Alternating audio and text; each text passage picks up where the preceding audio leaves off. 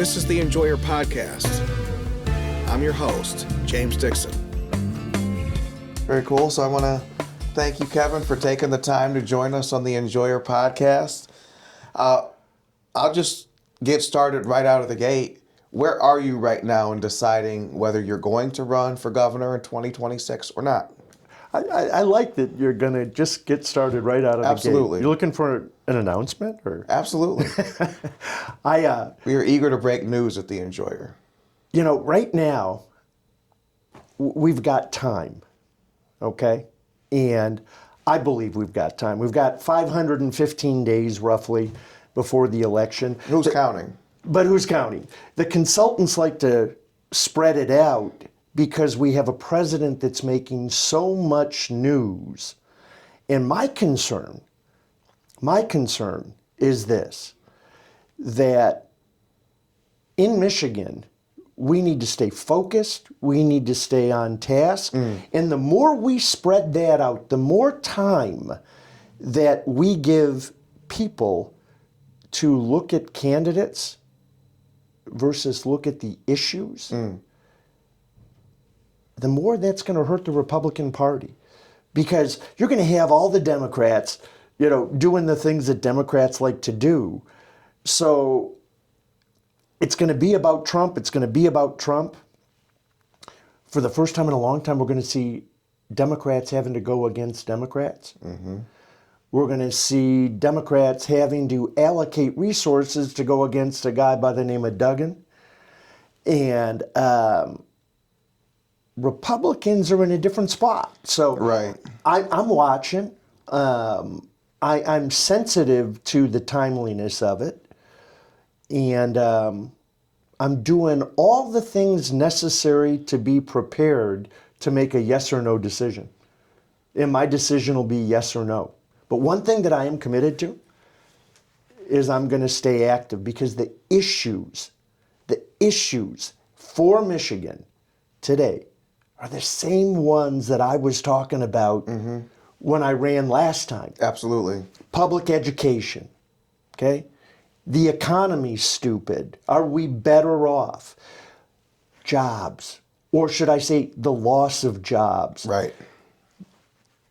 The regulatory environment and the tax environment in the state of Michigan, not just for new potential businesses and new potential citizens of the state. Yeah. How about for the people of the state? What about people who've already made that investment? Absolutely. And if you're not Ford, GM, or some large company, the government doesn't think you exist, doesn't think you matter. Absolutely. I will say this, and I'm going to talk about something today for the first time. I haven't put it out on social media, but if I run, every issue that I run on will be different than what past politicians have done. Because you know what I want to do? I want to make Michigan first. Okay? Every initiative that we will take won't be to say Michigan's average against the other 50 states, or Michigan's in the bottom third or the bottom 5%. Every action, and I'm calling on legislators today, even if I don't run, every action needs to put Michigan in the top 10, 5, or number 1. It's funny you say make Michigan first rather than make Michigan first again, because I think that speaks to the issue we have here, which is, let's be honest about our history. We're a state where blue-collar people, we created the middle class, and so people haven't always had to focus on education to have a successful life and successful career in Michigan. Yeah. And so we've always been a state that was more reliant on brawn than brains. And so we've never put education in the forefront, even when in the early 2000s, which I think was kind of the apex, certainly in West Bloomfield schools when I was there, that was the apex. Even then, you look at the statewide numbers, average, below average. Yeah. And so we've never been that smart state. So there's no make Michigan first again, because we were never first. It would what you're talking about entails creating something that does not now exist and has not ever existed. I think it's an evolution. I'm going to disagree with you a little bit, but let me go back to what I was talking about, because when I had my companies, we had forecasting, and we used a model. And our model was, what's the minimum acceptable level that we're willing to accept? What's the expected average, and what's the maximum probable? So here's my proposal. Every action that the state of Michigan, that Matt Hall is working on, that Gretchen that Gretchen Whitmer should be working on, shouldn't be anything that would place Michigan lower than a top 10 state. But my target's top 5 with the maximum probable to be number 1 in the country. And we need to evolve. I like to say evolution versus revolution, because change is painful. Change is tough on people. You rely on consistency. Everybody does. Doesn't matter if you're rich or you're poor. If you know what you've got and somebody rocks your boat, it rocks you. So we need evolution. And we can start by teaching kids to read. And the impact of that increases math scores. I published some stuff on social media. It's so funny because I said that Michigan's in the lower, half or towards the bottom in reading and math and a whole bunch of stuff. And I get the Democrats responding and saying, well, we're 33rd in 8th grade math. Is that good enough for you, man? 33rd? 33rd out of 50. That's just, that's so middling a number. And it's so funny how, it's sad, not funny, in Michigan, how it's become, if it's a bad stat, you look for Michigan near the top. And if it's a positive stat, you look for Michigan near the bottom. Yeah. And until we can change that expectation, where your eyes go based on the ranking that you're being offered, do your eyes go to the bottom? Do your eyes go to the top? Until we reverse that, we are not living in a viable state. Well, I think that part of it is, and when I'm in Lansing, I hear our elected officials, on both sides of the aisle, by the way, talk about, well, we're 15th. We're right in the middle of this. And that's what politicians do. They want to be safe because they're taking actions that affect all of us. And they want to have security in that action. Well, it's okay because we're equal to Illinois, we're equal to Ohio, or whatever. Yeah, running with the herd. It's safe. They think it's safe. And I call them sheeple. Okay? And sheep, they all want to be together. That's safe, like you say. And this is what I think America is struggling with when we have a business executive in Washington, D.C. that wants to be first. Right. There's a cost to being first. It's uncomfortable to being first. And what it requires is a message that's communicated. And I think that the Trump team can do better with their communication because they're setting it up for the press to come at him pretty good. And he may enjoy that. I don't know. But I think in Michigan, we've got to communicate where we're going and how we're going to get there and what's in it for you. Yes. And yes, we don't do things for the sake of doing the thing. We don't do things because it's our preferred politics. It has to be you, the listener, the user, the citizen, who's at the heart of it. The 26. And that is such a rarity. Let me ask you this though. I mean, so we've heard about, we know why you did run, and we're going to ask about 2022 later, but and why you would run. Why wouldn't you run? If your ultimate choice is no, I'm not going to do it, why would that be? You have to have a pathway forward. And part of what's going to happen here, I believe, is how is the country reacting to what's going on in Washington, D.C.? And are the citizens, because I think Donald Trump's policies are correct. I don't agree with how he's applying some of those policies. But Be that's specific, opinion. please. Well, I'm going to talk about messaging and policy. So we talk about tariffs, and America's been getting cheated or screwed or however you want to talk about that. What Donald Trump is doing is less about tariffs and more about stabilizing U.S. currency around the world, because China was trying to undermine U.S. currency. Oh, absolutely. And so you They couldn't... wanted to become the global reserve currency. That was an effort that was afoot. They got kind of close during the Biden years. Well, that's my whole point. And to stabilize, see, being the world currency allows us, it's a piece of the puzzle for America to be number one in the world. And if China took over the world currency, I don't know that America would stop at number two. It may tumble several spots as far as influence, because you're going to have push-pull. So to stabilize U.S. currency, you had to apply tariffs to everybody. And this is why you see President Trump saying, well, we're going to back off this tariff, because he doesn't want to destroy the economy. But is he really destroying the economy? Because if it's the stock market's bounced back. And the stock market is going to go up and down. Stabilizing the currency will allow the stock market to grow again. Stabilizing the currency will give the U.S. the advantages it needs internationally to reassert itself as the world leader. Because let's face it, under Biden and the Democrats, we were a follower. We didn't became just slide. a member of the They herd. wanted to give away leader status, just like how when I was a kid, we were Detroit Motor City. And then we decided to pass NAFTA. Let's give away manufacturing status. Let's give away what stabilized us and what made Michigan strong especially.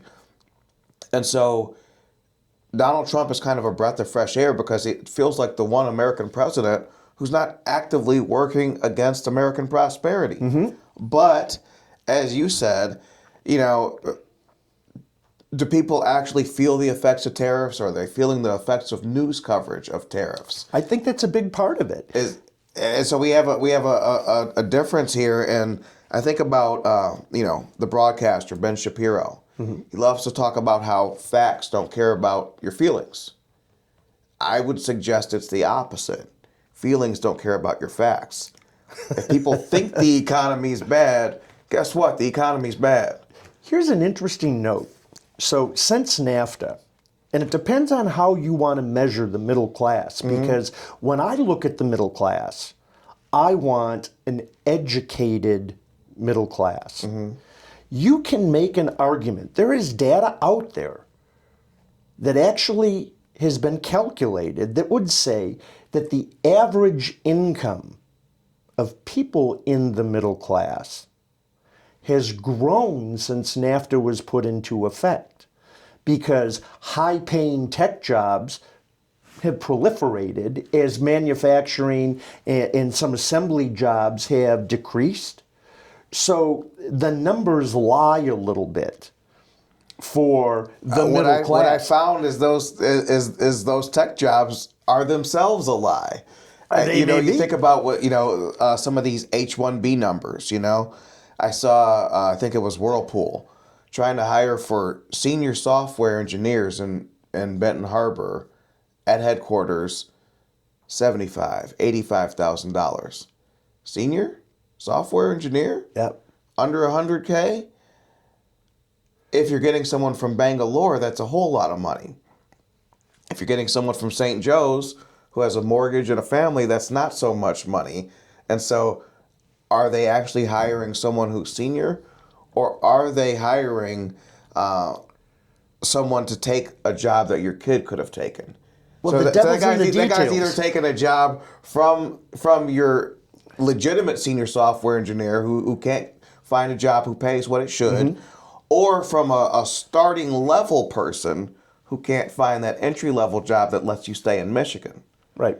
And so all these things have been done to us, and we've been told the benefits. from where I sit, what's changed is there's a lot more cheap Chinese crap in my household than there was 30 years ago, which I have to replace fairly regularly because of its quality. The So, value so is are we net winners? well, the value of things and how we spend our money conceptually has changed. When I was a kid, if we went out for dinner once every 2 or 3 weeks, it was a treat. Today, the expectation is that people eat out all the time. Where I was going with it, James, though, is I came out of college in 1983, and I was making $21,000 a year. And on 21 grand, I could buy a car, I could rent an apartment, and I could go out and have a beer with my buddies and a hamburger, not every night, but still get by. Absolutely. And of course, like every college kid, there were 2 or 3 of us in the apartment. And yep, some of us were sleeping on the floor versus having the new furniture that everybody wanted to have. When we look at the middle class, it's 80%. And where I'm focused and where Michigan needs to focus, you brought it up earlier, is we can't generically say the middle class. We've got to look at the 40 or 50% of the middle class that is on the low end. Because those people, you get out of college and let's say you're making $50,000 a year now. You've got a degree and they start you at 50 grand. Depending on what city you live in, you may not be able to afford an apartment. Absolutely. You may not be able to afford a new car. Absolutely. You may not be able to afford to put furniture in your apartment.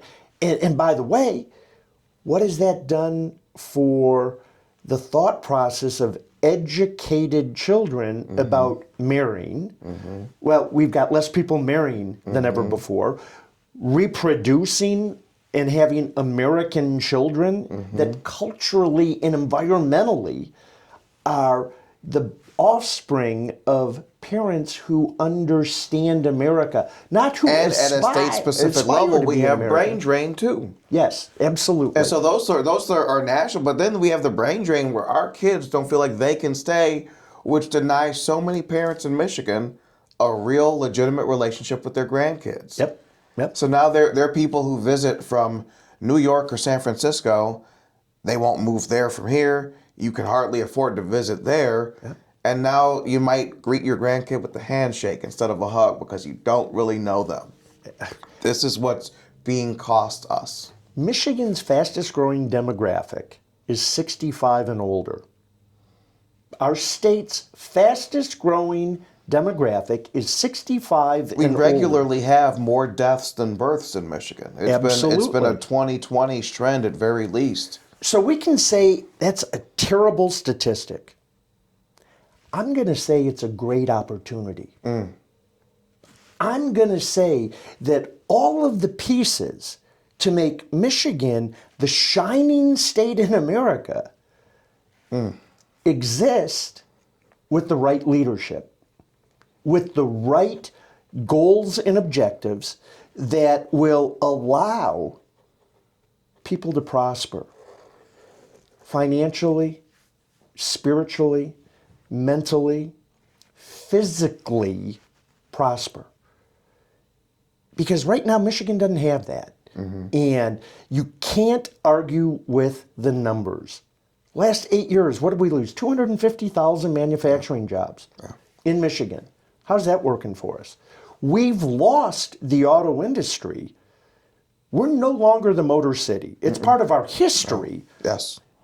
but it's not coming back. And to the extent there are new jobs, those are either come with corporate welfare. They almost all come with corporate welfare. And it, like a Bill Ford, when he kept the Rouge plant alive and gave it a new life, I think they do some EVs now. Right. That was a personal affinity. And when he speaks of it, it was as a personal affinity. And so there's going to come a day when there's a Pharaoh who knows Joseph not and doesn't care and sees the future as elsewhere. I mean, we're staring at a future where if nothing changes for the positive, Ford Motor Company's presence in Michigan could be a few guys in a It's a laptop shell. at the glass house. It's a shell. That's exactly it. Think of this. We've spent, and this number isn't exact, but roughly $900 million MEDC under Gretchen Whitmer for 13,000 jobs. It's $78,000 roughly per job created. For jobs that pay $60,000. For jobs that pay $60,000. And where'd that $900 million come from? That's our tax dollars. It came out of us. Absolutely. That was taken from us. And so, and this is what I'd have people understand about corporate welfare. Two things. One, corporate welfare does not create jobs for workers. It creates headlines for politicians. And the promises so rarely pencil out to what was touted. And so the news is complicit in this because they'll say 3,000 jobs announced. Right. And they do a horrible job of following up and finding what did happen. And so essentially what that lets the governor do is she gets to write the headline that makes her, the average person who reads the news in Michigan might think from headlines that the governor has a hand in every job in Michigan. I saw a press release once where Whitmer was taking credit for 34 jobs. The smallness of the number was the point because it is there to foster the impression that thank God our governor is creating jobs, creating what would not exist otherwise. And my question is, if we're giving corporate welfare to keep legacy companies in business, what does mom and pop need that they're not getting? Well, here's an example of what you're talking about. There was a recreational vehicle manufacturer in Michigan that MEDC jumped in and Gretchen Whitmer personally got involved with. They gave over $1 million 2 years ago. There was 121 jobs. They announced 2 days ago that they're shutting down. They're keeping the $1 million.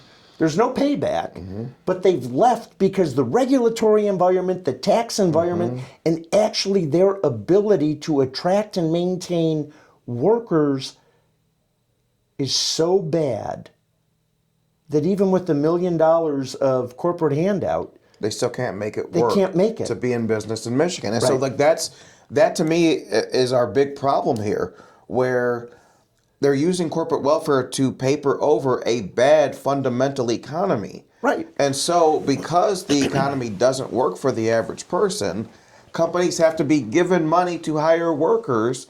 And if you're not given money, you might not hire workers. And so what this is government picking winners and by extension losers. Well, absolutely. Years ago, I'll tell you a story.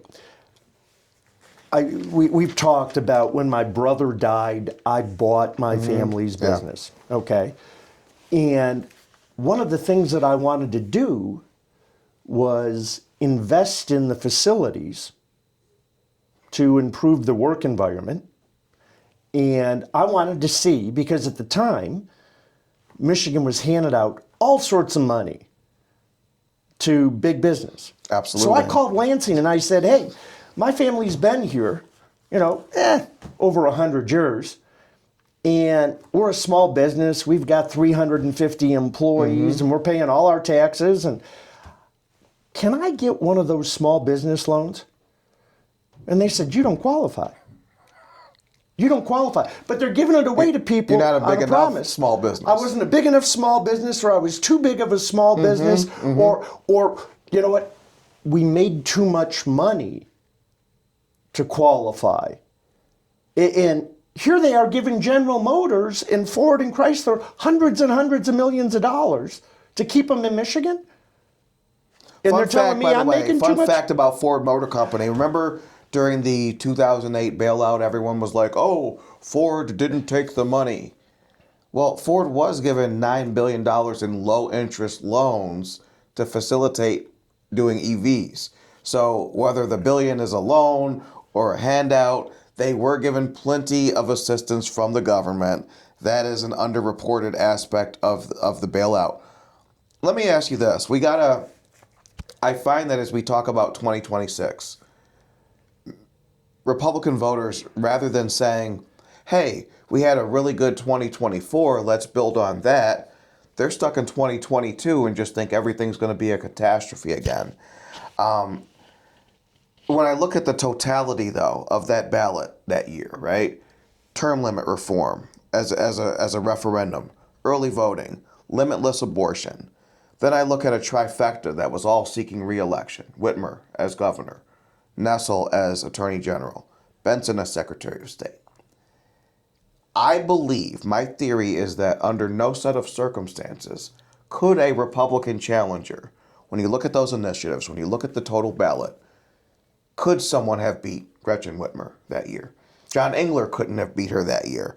As we put 2022 to bed, what say you? Was there anyone under any circumstance that could have beaten Whitmer? Well, I'm only going to speak about myself because I personally put a lot of my time and treasure, all right? I was a self-funder. You made an investment. Yeah, and so I believed in that investment, and I believed in the issues. What's interesting is it had to be the right candidate, and it had to be, traditionally, a lot of times Republicans will say, we need a woman to do this, or we need a veteran to do this, or we need whatever the we might need. Do they check the boxes as a Republican candidate? Sometimes those folks aren't electable. And so Absolutely. I think what it came down to was the Republican Party had an opportunity. Michigan was struggling, but because the Republican Party became a bunch of silos, and within those silos there were votes, there was money, we couldn't get the momentum. I thought, and I believe to this day, I raised just under $1 million of people without me asking, donating to my campaign. And I may have been the top fundraiser if you take out one or two families for certain candidates in the whole primary. People believed in the things we were talking about. What it would have taken was the Republican Party coming together and saying, we're never going to have a perfect candidate. Even Donald Trump isn't perfect. If you say, to be a Republican, you need to check this box, there's a lot of boxes with Donald Trump that aren't checked. Absolutely. But you know what? He's the right guy at the right time. And if you look to pick apart your candidate, I find myself frustrated with Michigan Republicans. Another dynamic, not only do you have, they identify more with losing than winning. Yeah. There's a lot of people who have more fire for the Republicans they dislike than the Democrats. For Democrats who had crashed the state. And so a trend I would like everybody to avoid in 2026 is what I saw happen last year to Mike Rogers. Republican voters complain about Republicans during the election and Democrats after they win. What if we just focused on the Democrats this time? Well, I think that's a good approach. I think all the angels are in heaven. And if Republicans are looking for an angel to be a candidate, we aren't going to find that person. Right. So maybe, just maybe, instead of saying, oh, the process works, we've got 25 people running for governor, maybe, just maybe, we should get behind one person that actually can do the job. Now, there's a trend, and I'm looking for politicians, seasoned, experienced politicians that actually want to deliver on what they run on. And, when I look at, you said, what am I thinking about when it comes to running? Donald Trump, whether you voted for him or not, is addressing the issues that he ran on, and I respect that. Ron DeSantis in Florida, I went back and looked, and when he ran for governor, he had a list of things that he said he was going to do. Guess what? That's what he did. In Michigan, I challenge you.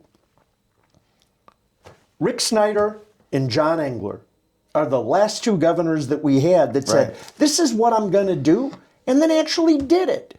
So when I'm looking now at some of our announced candidates, I'm a big supporter of Donald Trump. Well, you only vote with them 58% of the time. That's not what I call a big supporter. That's trying to leverage something out of something. Are you delivering on the things that you ran on? Or did you change your mind and decide you want to run for something else?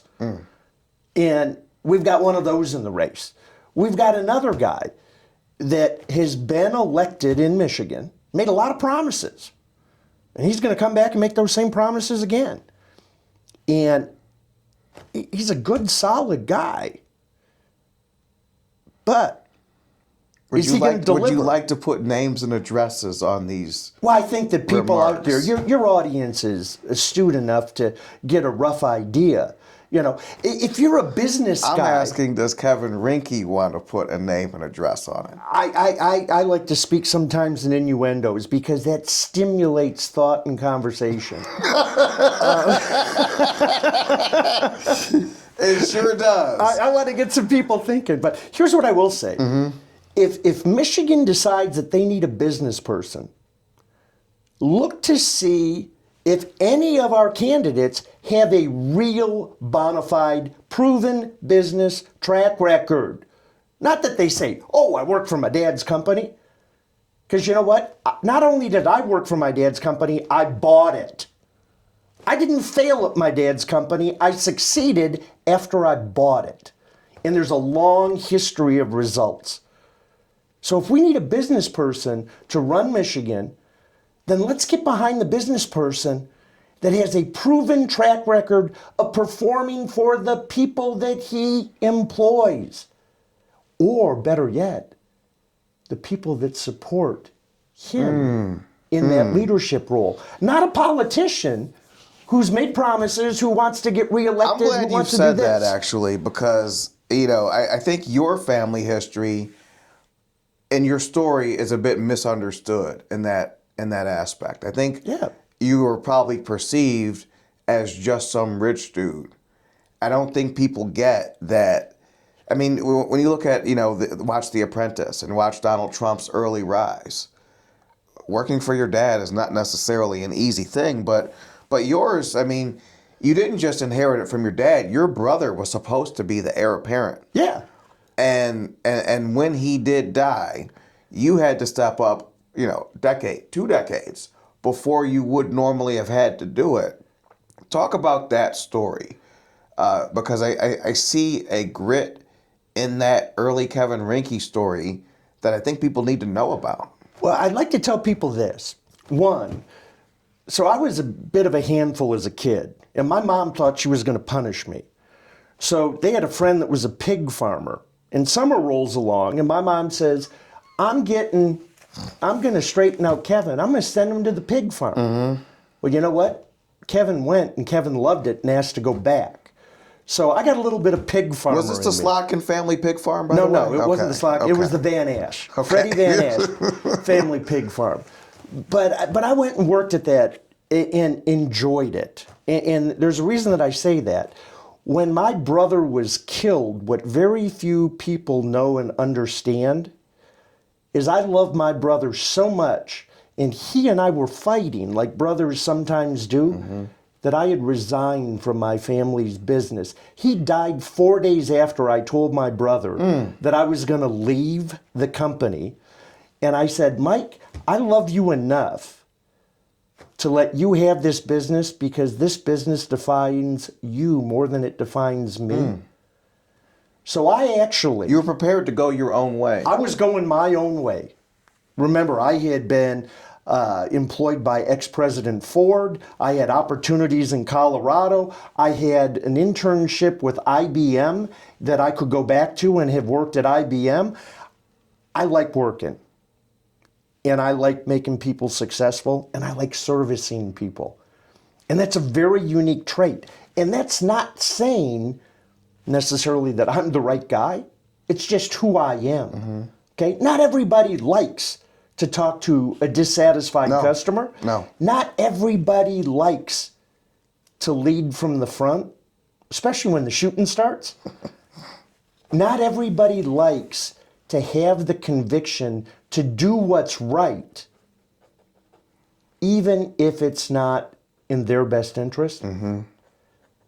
And I think that we've been hung up with a lot of people on the Republican side that want to make a history out of politics, that like living off of other people's money, because that's what a politician does.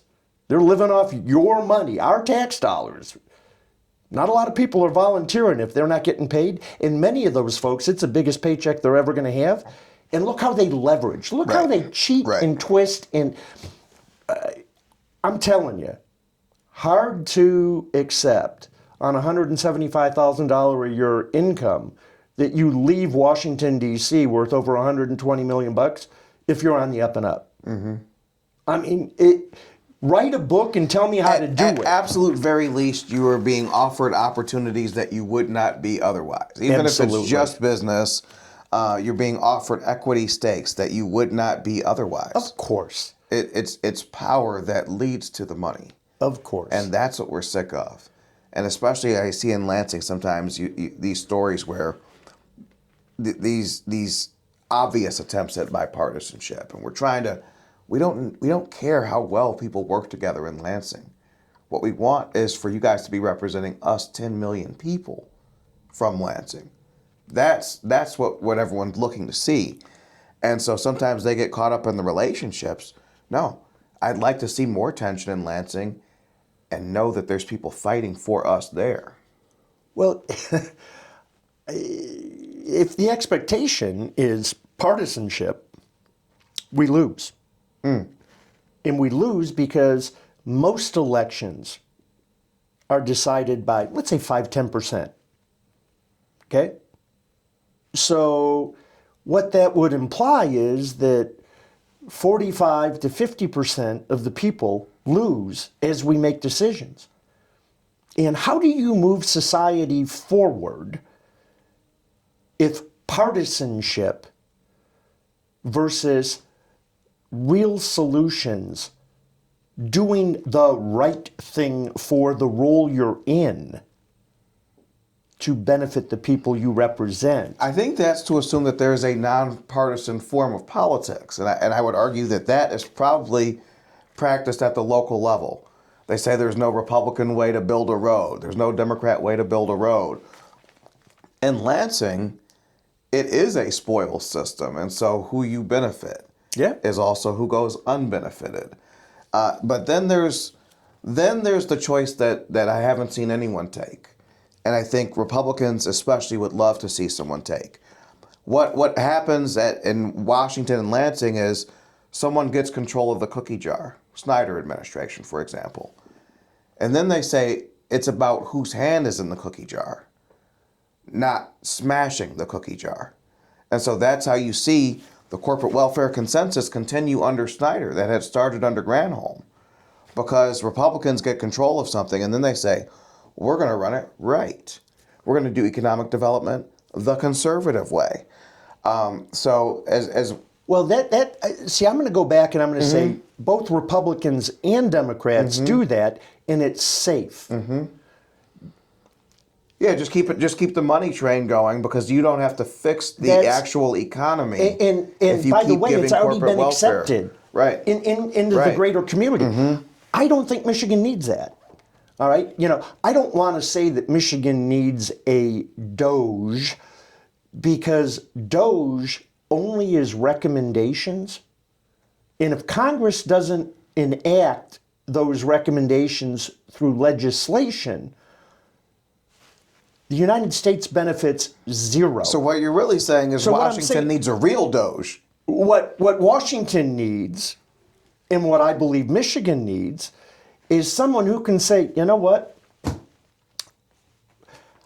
I realize that this is going to be difficult for some people, but we've got 100 employees doing the job that 2 should do. What Michigan needs is someone who says, I'm sorry to the 98. If we want real change. And by the way, if those 98 people are qualified, in the private sector, they will find jobs and probably do better if history would repeat itself. If you're doing something that you actually love rather than just continuing to punch in at a government job, and especially I think about all these people in customer service, if you don't like the job, please go do something else. It is a sin. Yeah. It is a sin to waste the public's time and your own life. I don't think a lot of people that are elected realize that's why you're there. Not because you're the smartest guy in the room. I can tell you one thing, that some of the other candidates are smarter than me. But they don't have access to the circle of smart people that I do, that I just hang with. What makes you think that? Well, because they're not in that world. When you're in Washington, D.C., and I used to have businesses out in Washington area, so I would go out there. My housekeeper drove a Mercedes. I couldn't figure out why the housekeeper drove a Mercedes. Well, because she was living in an apartment with 25 other illegal immigrants at the time, probably.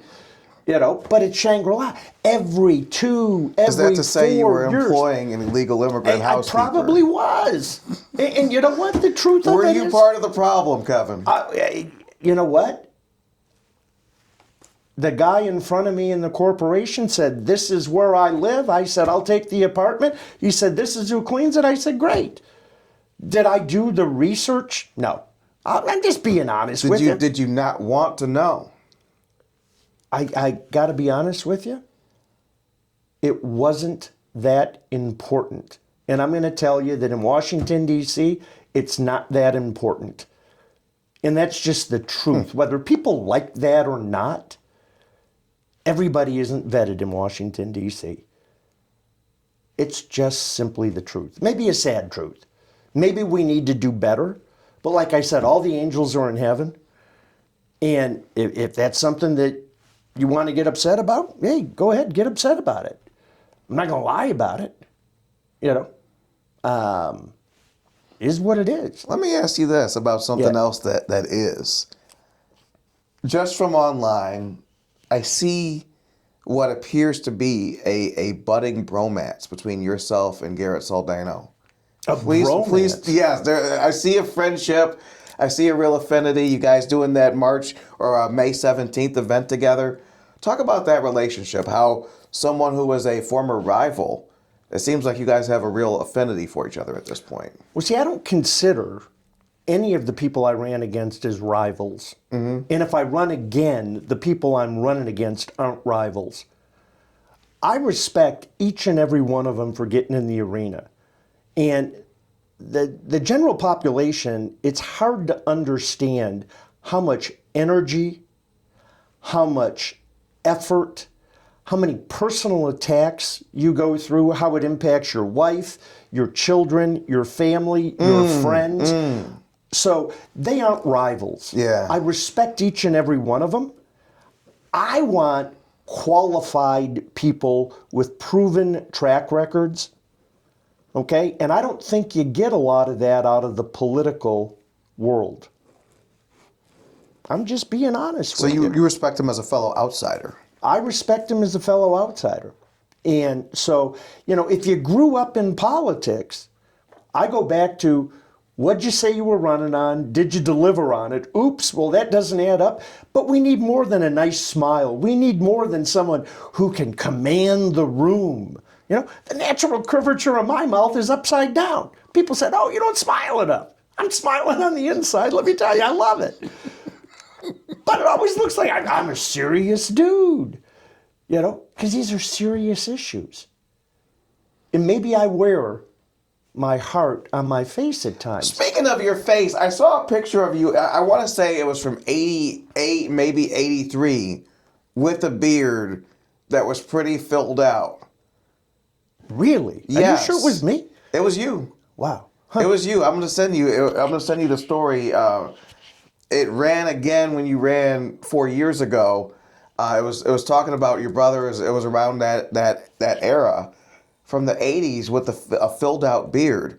When's the last time we've seen bearded Kevin Rinke? Well, Now to date it, I will note the beard was black or brown. It would be great today. It was a little bit different, but it'd be great today, I can tell you that. When was the last time I had a beard? Like a full-on beard? Probably that photograph. I like to hunt and fish a bunch. it wasn't a full like playoff beard or anything. It may be early playoffs, like there you early go. Red Wings playoffs. There you go. I mean, during hunting season, I get a little gruffy, and yeah, but that's really the gist of it. I mean, I'm not a beard guy. It just, when you got a big noggin, it would just add more to the noggin. I mean, I don't know. I'd like to ask you about some ideas for 2026 because to me, as I look at it, when I look at what happened in 2022, I see that as a success for the Democrats. They took a whole ballot approach, and they did the same thing in 2018 when the ballot was blank and those seats were empty. They said, let's essentially run as a super ticket of these three women, and then let's pair them with initiatives that are going to drive turnout. So when we talk about ideas that could drive interest, in 2022, you were talking about eliminating the income tax. Yep. And I think especially given its ties to George Romney and the Romney family ties to losing, I think there'd be a fascination with that. Is that still something you want? 100%. Very few people realize, do you know how the income tax was implemented? So going back to before Eisenhower, the federal government and state governments consumed roughly the same percentage of their citizens' income. They spent. But under Eisenhower, the federal government exploded. And Eisenhower and his administration came to the states and incentivized states to implement an income tax because they wanted the states and the federal government to be equalized versus the federal government to shrink to fit the needs. Very, very, very few people. That's a historical fact. That's fascinating. And so a politician would say, let's gradually roll back the income tax. A business person would say, let's do it all right now. Yeah. And we figure out how to work from the goal versus continuing the bleeding. If you went into a hospital and somebody cut, your artery and you're going to bleed out, and the nurse says, well, let's gradually stop the bleeding. How are you going to feel about that? It's incredible because when Republicans, I think there's a tax reform bill in Lansing right now, and it's only to roll back the income tax to 4.05% from 4.25%. If you think anyone's going to get excited about 0.2%, well, the politicians that's not will. how the world works. The politicians will. And they don't get what excites the normal person. That excites the normal person. Let's eliminate the income tax. 0.2%. It sounds like a politician idea. Here's why they want to go 0.2%. Because Michigan's right in the middle of all the taxes and how we collect. We're in a safe spot because we're part of the sheep. It's that herd mentality It's again. that herd mentality. Now, you got 9 states and recently 2. Tennessee just implemented. They're the 10th state with no income tax. And of course, the state still collects taxes. But it becomes a tax of choice by the consumer versus a tax of mandate by the state. So part of what I believe Michigan needs is that jolt of saying, get rid of the personal income tax. Mike Duggan just said, I save people in Detroit on property taxes, $30 or $100 per home per year. And he's really proud of that. And then there are some people out there that say we need to get rid of property taxes. Well, that's transformational, right? Income tax is the same way. I want, and if I run, I am running on eliminating the personal income tax. The 10 states that don't have personal income tax are 10 of the top 11 fastest growing states. Yes, it's going to put pressure on the legislature, not only to be creative, not only to go to work hard and to reach solutions, but to cut out all the bullshit. And there's plenty of bullshit in Michigan that's been approved by our elected officials to pacify this person or that person. I'm sorry that I swore. I realize that someone who's running for governor should watch their mouth, but I consider it bullshit.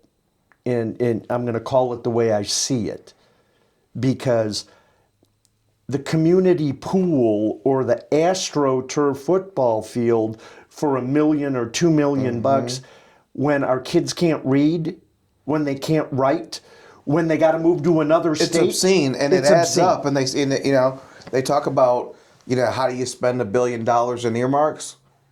1 million at a time. Yep. One community pool at a time. One project at a time. Someone said to me recently, there's more good causes than money. And we need to elect officials that have the backbone to say no. Simply no. Or how about, that's not the role of state government? Well, that's no. We have no problem with your splash pad. We'd love you guys to have one. Go but pay that for has it. nothing to do with me as a taxpayer to the state. My money should not be used in that way. And so you still like the elimination of the income tax. Yep. I think that's an exciting idea. It's a big idea. You haven't wanted to fully embrace the Doge moniker, but when you think about it. Well, I do. Understand, I'm not going to call it Doge, because Doge in Washington is a recommendation. Now, what I do believe in is for lack of a better term, a scrubbing. I was an efficiency guy in my businesses. I don't like waste. I don't like waste at all. And I was talking to, for instance, a gentleman that ran the highway system, Scott from the Upper Peninsula, used to be in charge of MDOT. And he was telling me at one point that MDOT had like 26 offices and they ran the state. Okay.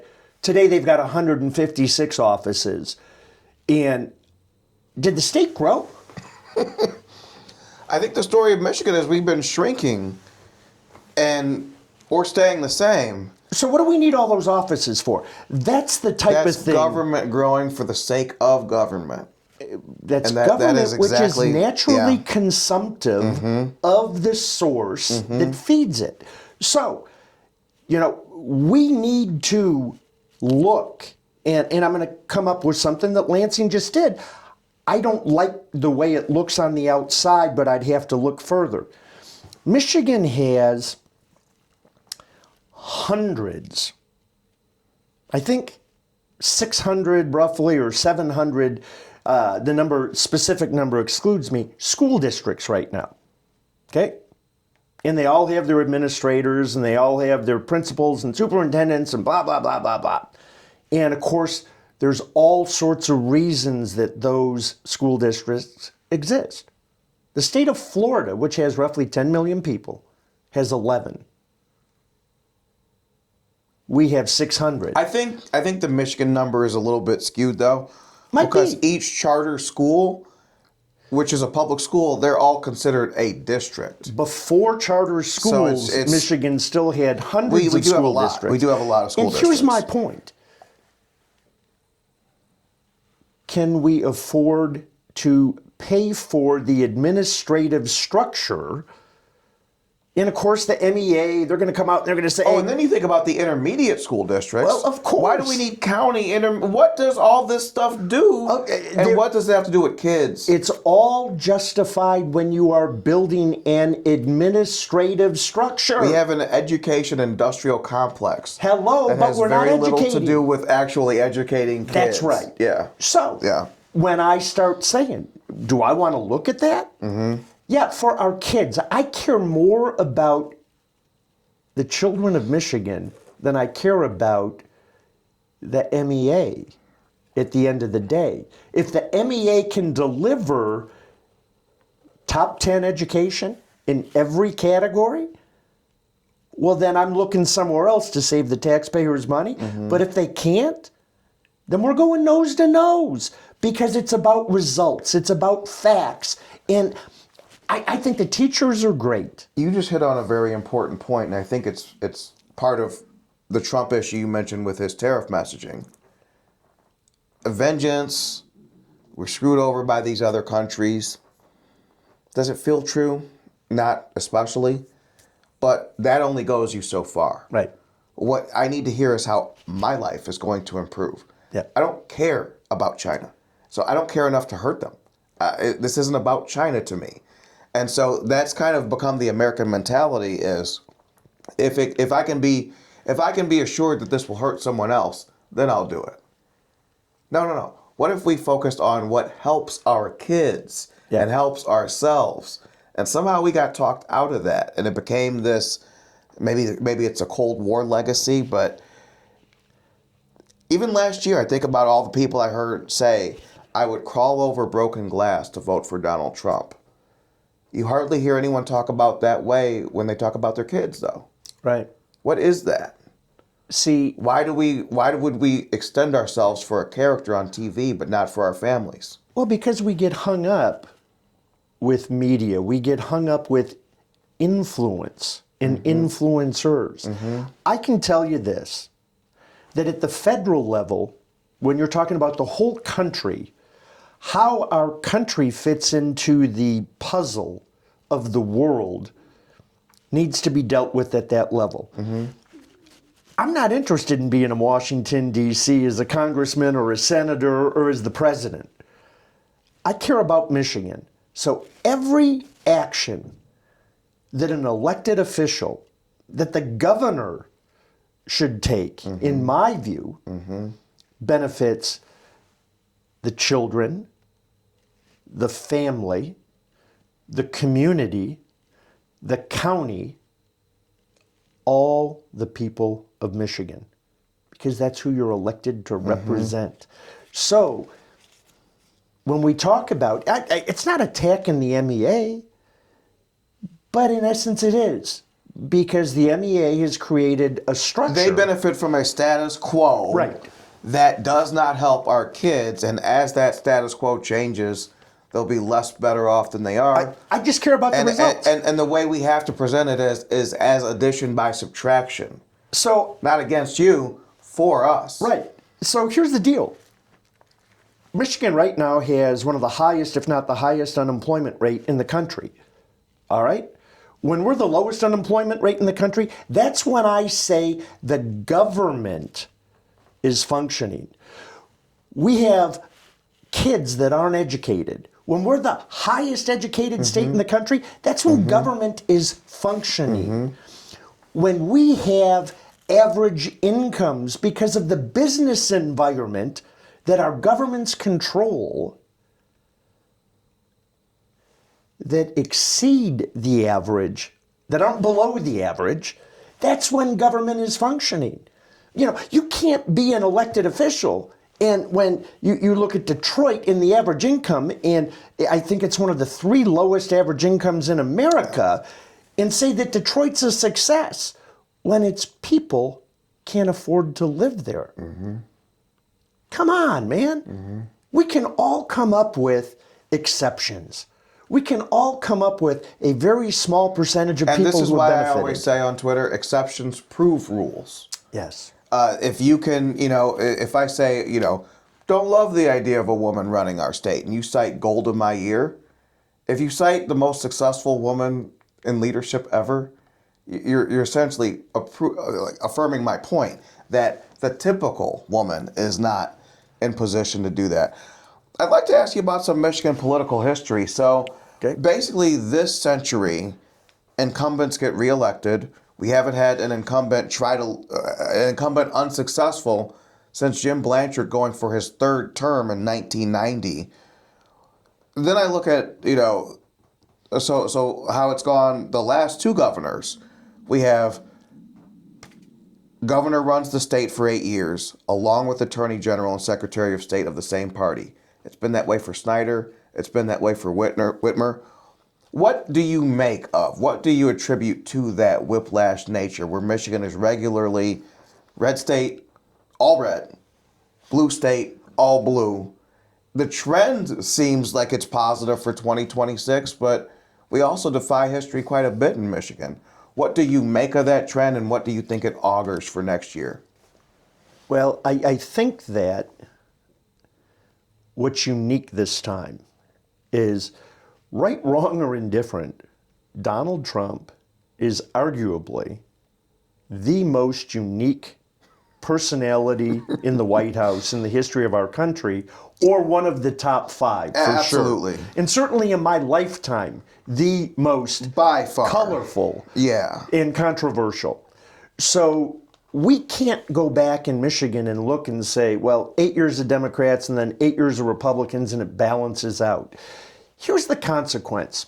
And I just want to talk about Gretchen, and I want to talk about Snyder. Okay? And forget about, for a minute, if you like or dislike either one of them. Let's just talk about results. Let's start with when Rick Snyder left office. We had a balanced budget and a $900 million surplus in our state government. With Gretchen Whitmer, the cost of government in 8 years has almost doubled. And we don't have a balanced budget per se because we're operating at a deficit. Although the state of Michigan never really operates at a deficit because all they do is raise taxes to cover the deficit. But the $900 million's gone. Heck, she had $9 billion I'm sorry, at it the was start of 2023. $9 billion. I'm sorry, I said $900 million. That was in the rainy day fund, wasn't it? For Snyder? The 900 might have been a different number. I think that was a Snyder, at the end of Snyder, you were saying. Yeah. So that's at the beginning. Then 2023, after years of federal stimulus, We had $9 billion. $9 billion in the bank, and to spend it to nothing and to have nothing to show for it It's a was calamity. shocking. Those are the facts. Those are the results. So, if in fact Republicans in Michigan, if in fact independents in Michigan look to say, and even Democrats for that matter, look to say, how's Michigan functioning? What's our government doing for us? And if our government is purely giving handouts to you, that's not how government's supposed to work. Because at some point, those handouts go away. Money runs out. So what results? Right. And when you're the governor Right. and you can't say, who ran on let's fix the roads, and now your deal is 126,000 lane miles. I'm 64 years old. I never heard the term lane miles until Gretchen Whitmer was trying to justify her lie. That's a term of art, and then the media repeats it, and then someone later has to tell you what it really means. Yeah. Which is, if they do a mile of road and it's a 3-lane road, that's 3 lane miles. Yes. To you and me, it's just a mile. Word games. It's word games. Word games. No one wants to hear that, because if you looked at the real number, you would be alarmed at how little she had achieved. Well, absolutely. For the money that she has encumbered our state with. And taken out debt? I mean, none of it has made sense. None of it has worked. None of it's made us more prosperous. Yet she did it. Well, here's something. Let's look at education in Michigan, just for a sec. And we talk about this.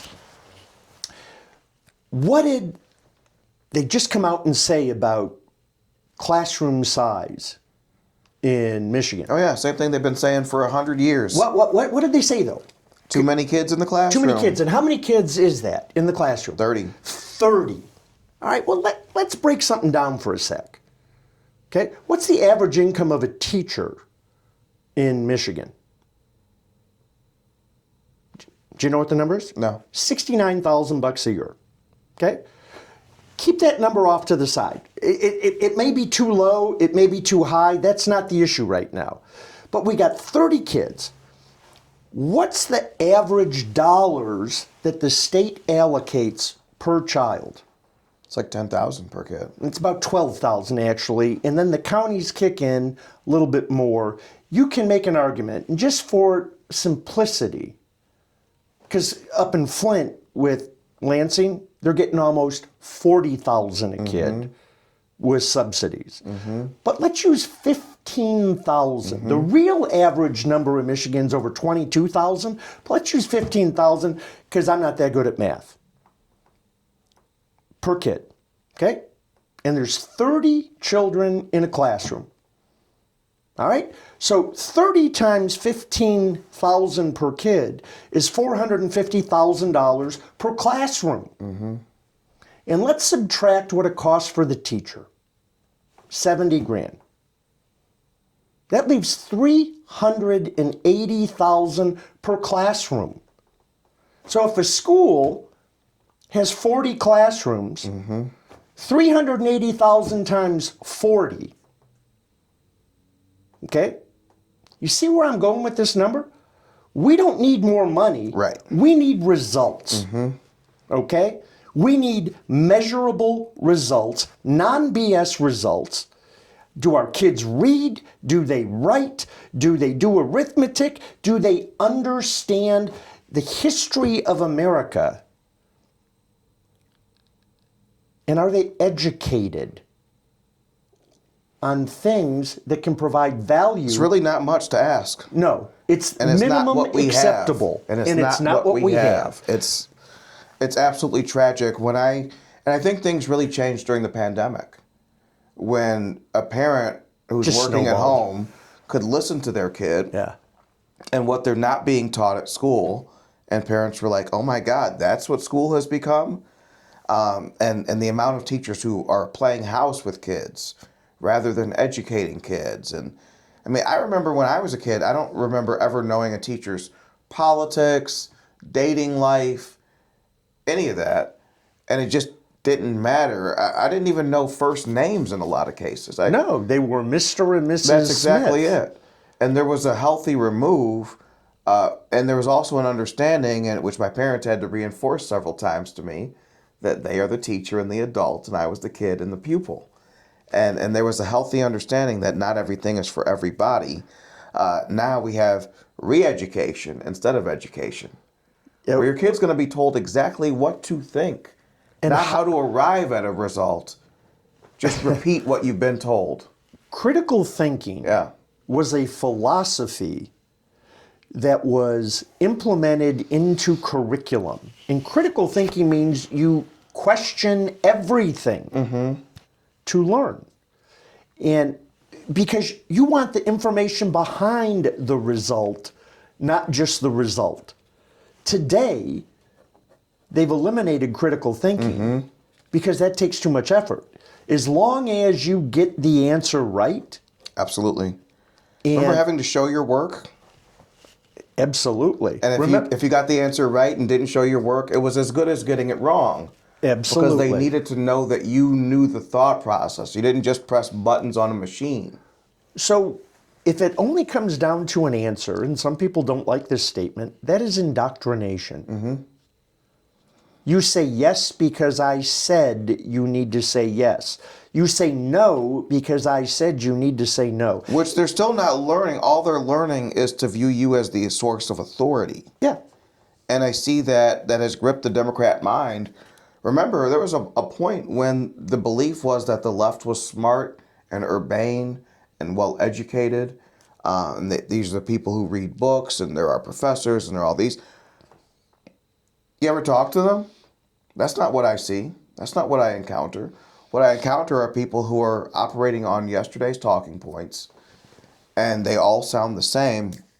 What I say about Democrats in 2025 is that they're like macaroons.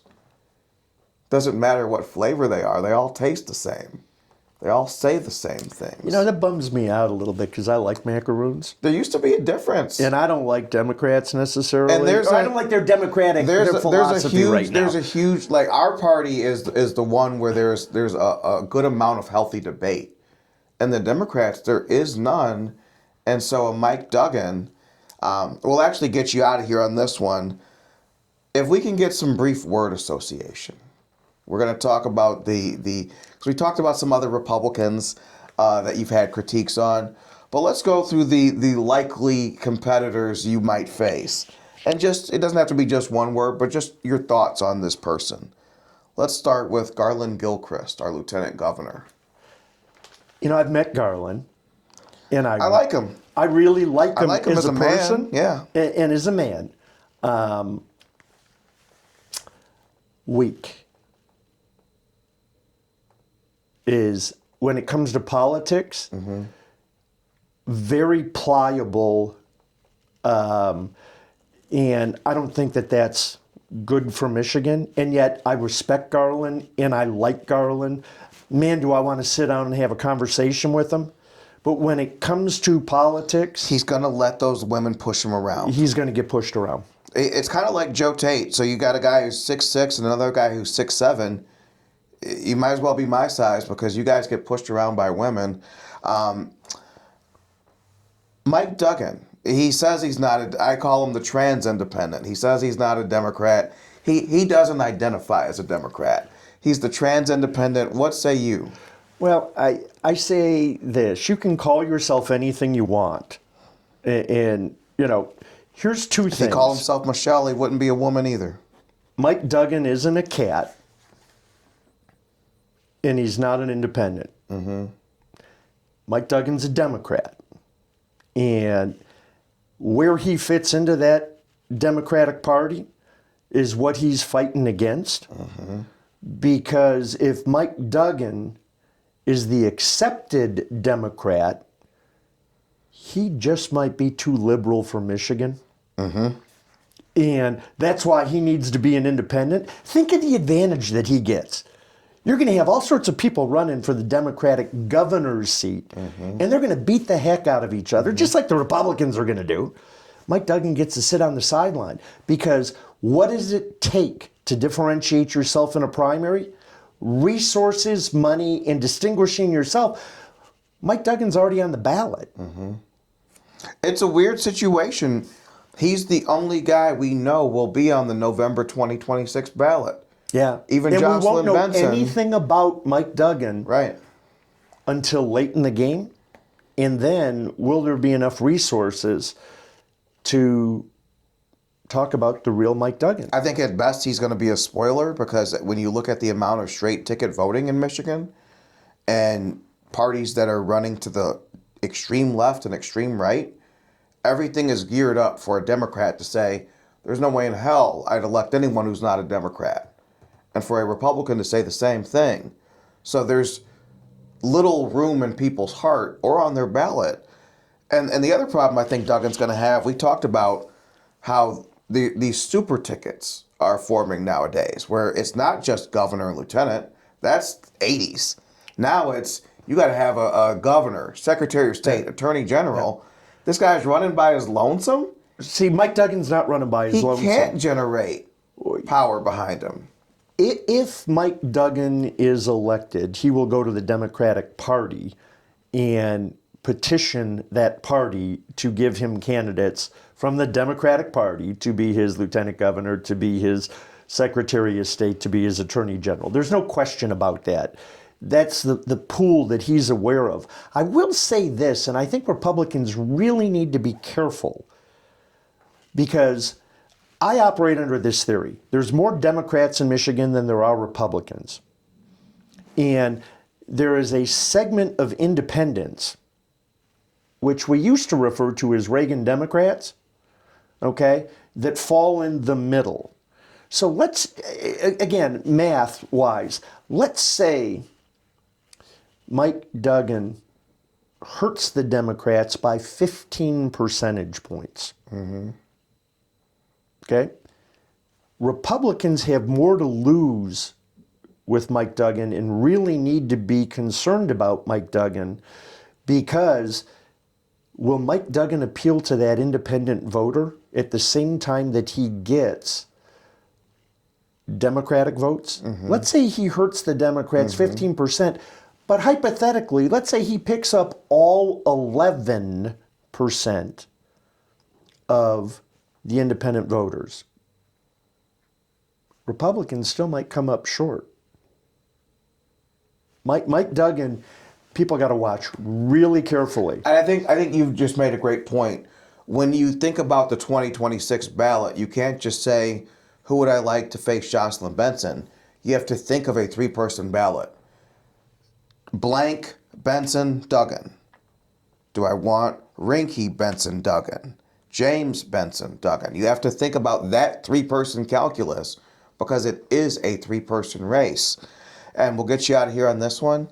The supposed heir apparent, but her abilities don't say that. Her campaign so far definitely doesn't say that. Her run as Secretary of State says she has major problems, and she's never actually won a primary. Jocelyn Benson. Yeah. I think this, and again, what does Michigan want? It's really not about the candidate per se. It's about the people.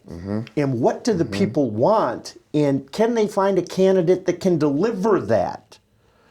And there's a distinction. Jocelyn Benson is running about Jocelyn Benson. I'm a woman. I'm backed by George Soros. I've got the Democratic establishment. Absolutely. Look at her results. What does Jocelyn Benson know about Michigan? Not a hell of a lot, it appears. You know, she may be a good attorney. Right. But attorneys dwell on small details, you know. Unfortunately, I have reason to think she's not a good attorney. I'm not saying she is. We're gonna get into the real Jocelyn Benson at some later date. But even if you were to spot her at that point, Secretary of State, this is the job you've held longest on this earth. And at the last election you administered, we have a minimum of 16 illegal voters. A minimum. We also have, 7, if I'm not mistaken, 7 Supreme Court decisions that say you acted illegally, that you violated the state constitution and your role to enforce the state constitution in your job, but because there's a Democratic governor, nothing's pursued. And oh, by the way, that Supreme Court is even a democratically controlled Supreme Court that said she was violating her oath to the job. Right. So I don't know. You know, if she's the Democratic candidate and I want Michigan to move forward, I think we're going to get a lot of politics and a lot of government growth, and the people are going to suffer from her. I think that on the Republican side, we got to have somebody that not only has a proven track record, and again, in leadership positions, I believe that those are going to come out of the business environment, not the political environment. But we also have to have somebody who can keep the focus and deliver on what they promise, and who knows the state. Not who visits the state, but who knows the state. And who knows the stakes. And because the stakes. This, to me, 2026 is a loser leaves town match. At least for us. Because if Democrats were to control Michigan for 16 years straight, there's not going to be a 17th year. Well, there'll be a 17th year, but the state becomes irrelevant. And by the way... No more swing state status. No more purple state status. No, we're done. You're just another Illinois. Well, actually, I think we're closer to another West Virginia than we are Illinois. We will have squandered all of the physical opportunities, the social opportunities, the environmental opportunities that Michigan has. The whole Trump era. That should make us a top 3 state in America for a litany of reasons. Those will be gone. But not only that, if we lose 26, I'm going to tell you that it will take the Republican Party 20 to 30 years to recover. Minimum. Because if you get off that 8-year track of they have power, we have power, if that is broken, it's over. It's over. Because there's only going to be more initiatives, and here's what's going to happen. Democrats run the state in such a way that it forces people to flee. Yeah. And so as people who have resources and have futures leave, that leaves more Democrat voters. That's why I said West Virginia. That brings in more illegals. Yeah. And so the quality of our state's going to drop through the floor while the Democrats rule over it. I think the people of Michigan need to recognize this, that there are some Democrats, but very few, that can move everyone in Michigan forward. I actually believe that the Republican Party, the philosophies of the Republican Party, the conservatism of the Republican Party can move every citizen in Michigan forward, and that if, in fact, the Republicans could put together leaders, we haven't always had that, right, that are interested in putting everyone in Michigan forward, that we could make some significant change in some significant results that benefit everybody. Yeah, I think leaders is the key word, because we've had a lot of administrators, we've had bean counters. We've had a lot of politicians. And actually, we'll get you out of here on this one. Because sometimes you find old stories and you forget that you had read it before. How'd you swing the Ted Nugent endorsement in 2022? Personal beliefs, for starters. Ted and I both love to hunt. Ted and I both love the Constitution. I happen to be a constitutional carry believer. Okay? It's another issue that should be engaged in 2026. It's a real opportunity, I think. I think so. And I believe in constitutional carry. A gentleman approached me and said that he wanted to ask me some questions. And he asked me those questions. We sat down on Mackinac Island, in fact. And 3 days later, I got a call from Ted saying, hey, I understand we got a lot in common.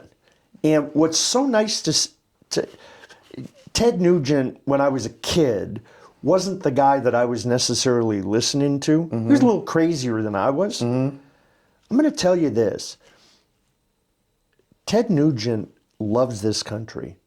And Ted Nugent loves this state. And he wants better for everybody. He hates the political system that is allowing the people to lose while government gains. And, I don't always agree with how he says it, but I got to tell you, I am blessed to be able to call up Ted and ask his opinion and hear how he breaks it down from his perspective, because there's substance there. And it's not a political talking point. It's not a party line. It's from his gut. It's from his heart. It's one man's search for truth. Absolutely. And I think that's why when you look at the rise of the podcaster and kind of the fall of the mainstream media, is CNN has no stars. They believe that the star is the news, which also means that the people there act like what they're saying is the only acceptable way you could think about an issue. Yeah. And we all believe that to be illegitimate at this point. That certainly, if anyone gets to judge, it's not CNN. But when you look at a Joe Rogan, when you look at a Ted Nugent, that's one guy saying, this is what I think, and you can take it or leave it. You don't have to love it, but it's one guy. Well, there's an honesty to that. Yeah, heck yeah, there is. And not only is it what they think, but their willingness to engage in the conversation and how literate they are on the subjects that they talk about. It's funny. I'm going to use myself right now. I'm on social media, and I'm talking about things and issues that I believe in giving opinions that affect all sorts of Michigan. I'm not trying to hide behind some story. If in fact I choose to run, if in fact I'm elected governor, I don't want people to say I didn't know that. So I challenge you. Ask me a question. I answer them. I want you to know who I am and how I think, because that's what it takes for a leader to understand. I still got to lead. I still have to make the decision because it comes down to me. It's a precondition of getting that opportunity. But educate yourself. Yes, you have, and that's why the conversation is so important, and that's why the left has become so anti-conversation. Yeah. Is because they know that there's real power and there's almost, and what they fear is normalizing people, because what happens is you talk to people and you do normalize them because you realize they're not this person that you see on Twitter who writes everything is so definitive and everything's in black and white letters. There's this gray space that we have and we appreciate in real life, but we think that because you wrote it on Twitter that that's just who you are. And that you're maybe always a strident person. By the way, understand what the intent is on Twitter. But here's what I'll tell you. There's a lot of people, used car salesman, or, a guy who had everything given to him, or, just a rich white dude. You know what? You can believe that, and you might miss out on what I can do for you, or get to know me. And at least you can say you made an informed choice versus this uninformed choice. Because anybody who thinks that if I run, there's something in it for me is wrong. Truth is found in specifics, not in archetypes. The only reason I would run is if I can deliver for you. And I think that's what people have to understand, is if he is this rich white guy who was handed everything, why would I be doing this? Why would bingo. And so what's in it for him? Why would he do this? And I hope people got to see a piece of that people got to see it wasn't all just some easy life. It wasn't, none of the success you've had has been inevitable. And none of, any success you may have in the fight ahead. It's all going to have to be earned. Yeah. Nothing's going to be given, but someone's going to be our governor January 1st, 2027. Yep. And if we could all learn to see the good in each other, as opposed to tear each other down, if we could all understand that any Republican would be better than any Democrat, then I think we're in a place to win. But if you think everything's stolen and you think everyone except yourself is a cuck, we're going to lose. Yeah. So I hope you guys like Kentucky when you drive there on the way somewhere else, because that's where we're going to have to live if we don't manage to win this race. So, Kevin, I appreciate you taking the time. You know what? Thank you. I appreciate it as well. Here's what I hope. I'm doing a deal with Ryan Kelly, with Garrett Soldano, and myself on the west side of the state. And you know what it is? It's candid conversations, our view of the world. I'm hoping that maybe you'll set some of those things up on this side of the state. And we can sit and we can talk to the people so they know that they can be educated, that they can help themselves. Because one thing I will guarantee you, Ronald Reagan was right when he said the 10 scariest words in the English language are, I'm here from the government and I'm here to help you. Government doesn't help you. It takes from you. And that's the real Overton window shift we need, whether it's, private schools. You don't want government money. You don't want government money for your homeschool kid. You want the government out of your life. You want the government held accountable, because the government's supposed to work for you, you not work for the government. Absolutely. Yeah. So that is Kevin Rinke. It's going to be a conversation that's ongoing throughout the 2026 race. We're going to hear everyone's voice, and we're going to keep hammering the message home. This is it. Either we win and there is a viable Michigan going forward, or pick where you want to live next. Because if Jocelyn Benson runs the place, she's going to run it into the ground.